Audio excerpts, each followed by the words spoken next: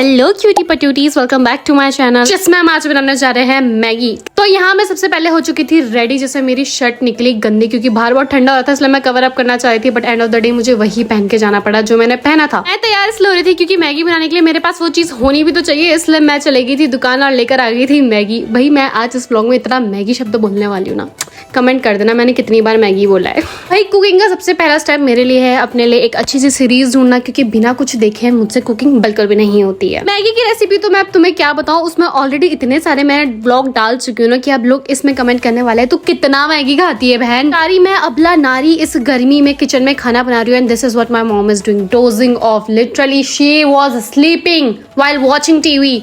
मेरे सेंटिमेंट हट कर दिए मेरी मम्मी ने। उसके बाद चक्कू नहीं मिल रहा था मुझे। चक्कू मिलने के बाद मैं लग गई थी चॉपिंग में और अपनी यहाँ फुल स्किल्स में तुम लोगों को दिखा रही थी कि देखो मैं कितनी अच्छी चॉपर। इसी बीच मुझे ना अचानक से याद आ गया कि मेरे फ्रिज में पड़े हैं बेसन के लड्डू, तो चुल तो थी खाने की। मैंने पहले वो खा लिया, उसके बाद मैंने बोला चलो अब मैगी को फेंको साइड में, बहुत होगी मैगी, अब रोटी बनाने की तैयारी करे जाए। ये देखो मैगी में ना कई तरह की पड़ती है, कहीं एक सूखी सूखी, एक गीली गीली, एक सूपी सूपी। तो मैं थोड़ी गीली गीली बना रही थी और वो मुझसे बिना रोटी के नहीं खा जाती, तो इसलिए मैंने बना रही थी गोल गोल रोटी और फिर कर लिया था अपना डिनर। तो आज नहीं बाबा, मिलते हैं नेक्स्ट ब्लॉग में।